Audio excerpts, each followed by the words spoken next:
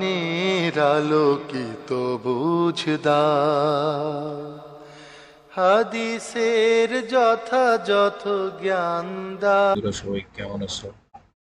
ইসলামের আলো চ্যানেলে স্বাগত। আজ তোমাদের চারটি কোরআনের আয়াত এবং 5টি হাদিস সম্পর্কে আলোচনা করব। এগুলো সবই আর কি রমজান সম্পর্কে। তো বন্ধুরা, যারা তোমরা চ্যানেলটিকে সাবস্ক্রাইব করেছো তাদেরকে অসংখ্য ধন্যবাদ। আর যারা সাবস্ক্রাইব করোনি তারা দ্রুত সাবস্ক্রাইব করো এবং নতুন নতুন ভিডিও পেতে চ্যানেলটির নোটিফিকেশন অন করে রাখো। রোজা সম্পর্কিত কোরআনের 4টি আয়াত ও 5টি হাদিস। ইসলামের 5টি স্তম্ভের মধ্যে সিয়াম বা রোজা অন্যতম একটি স্তম্ভ। হাদিসে কুরসিতে আল্লাহ তাআলা রোজার প্রতিদান নিজ হাতে দেওয়ার ঘোষণা দিয়েছেন। রমজান উপলক্ষে আমাদের আজকের আয়োজনে রোজা সম্পর্কিত কোরআনের 4টি আয়াত এবং 5টি হাদিস উল্লেখ করা হলো। কোরআনের 4টি আয়াত। 1, মহান আল্লাহ তাআলা বলেন, হে মুমিনগণ, তোমাদের জন্য সিয়ামের বিধান দেওয়া হলো যেমন বিধান তোমাদের পূর্ববর্তীগণের দেওয়া হয়েছিল, যাতে তোমরা তাকওয়া বা আল্লাহ ভীরুতা অবলম্বন করতে পারো। সূরা বাকারা 183 নম্বর আয়াত। মহান আল্লাহ তাআলা অন্য আয়াতে বলেন, সিয়াম নির্দিষ্ট কয়েকদিনের। তোমাদের মধ্যে কেউ অসুস্থ হলে অথবা সফরে থাকলে অন্য সময় এই সংখ্যা পূর্ণ করবে। যাদের জন্য অতিশয় কষ্টদায়ক হয় তাদের কর্তব্য এর পরিবর্তে ফিদিয়া, একজন অভাবগ্রস্তকে খাদ্যদান করা। যদি কেউ স্বতঃস্ফূর্তভাবে সৎ কাজ করে তবে তা তার পক্ষে অধিক কল্যাণকর, আর সিয়াম পালন করাই তোমাদের জন্য অধিকতর কল্যাণকর যদি তোমরা তা জানতে। সূরা বাকারা আয়াত নম্বর 184। 3, রমজান মাস।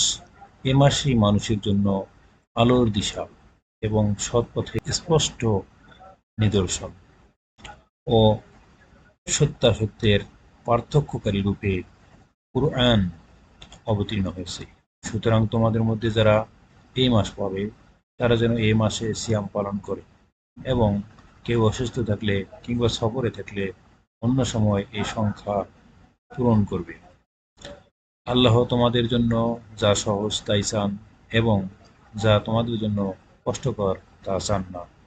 এজন্য যে তোমাদের পূর্ণ করবে এবং তোমাদের সৎ পথে পরিচালিত করার কারণে তোমরা আল্লাহর মহিমা ঘোষণা করবে এবং যাতে তোমরা কৃতজ্ঞতা প্রকাশ করতে পারো।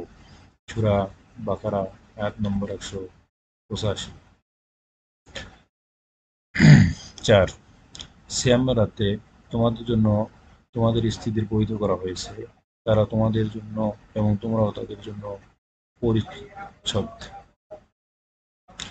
আল্লাহ জেনেছেন যে তোমরা তোমাদের নিজেদের সাথে খেয়ানত করছিলে, অতঃপর তিনি তোমাদের তাওবা কবুল করেছেন এবং তোমাদেরকে মার্জনা করেছেন।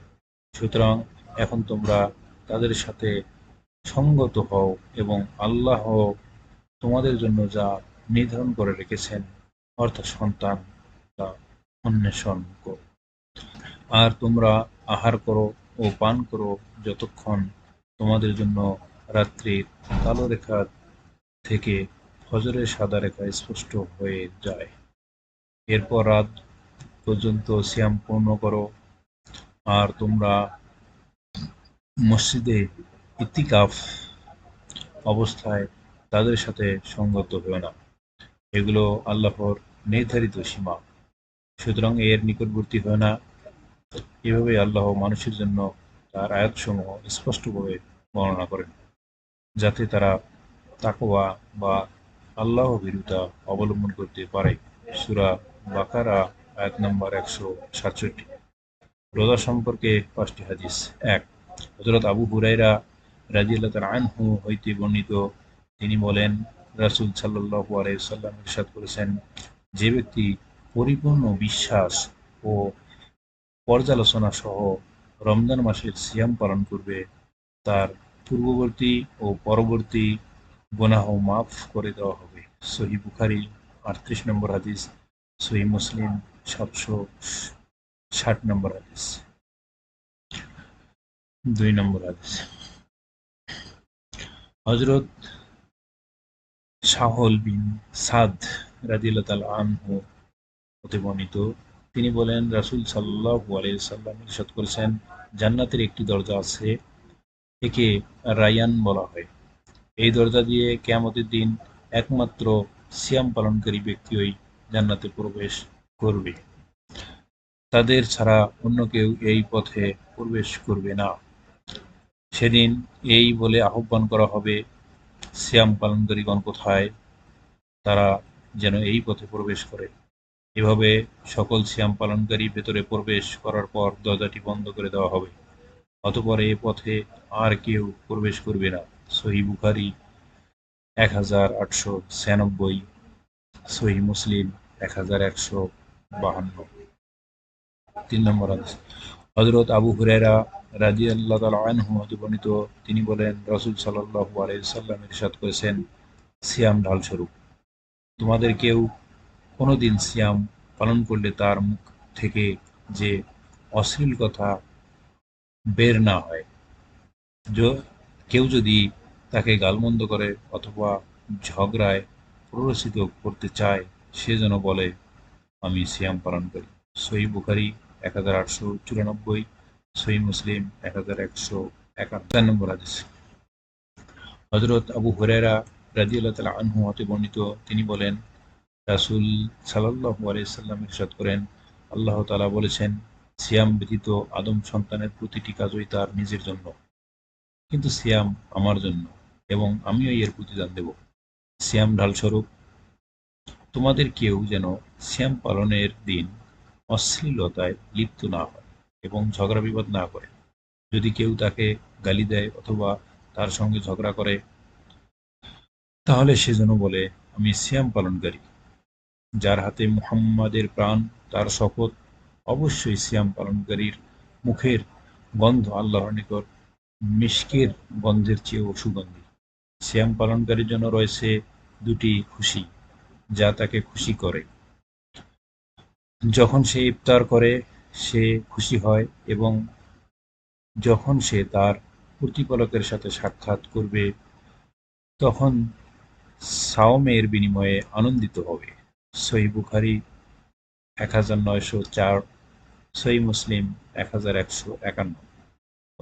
5 নম্বর হাদিস, হযরত আবু হুরায়রা রাদিয়াল্লাহু তাআলা আনহু হতে বর্ণিত, তিনি বলেন, রাসূল সাল্লাল্লাহু আলাইহি ওয়াসাল্লাম ইরশাদ করেন, তোমাদের নিকট রমজান মাস উপস্থিত।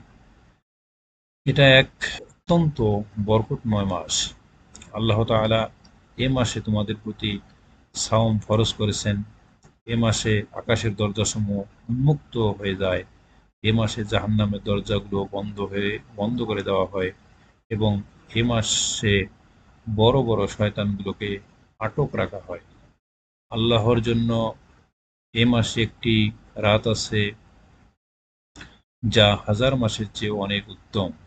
যে লোক এই রাত্রির মহা কল্যাণ লাভ হতে বঞ্চিত থাকল, সে সত্যিই ওই বঞ্চিত ব্যক্তি।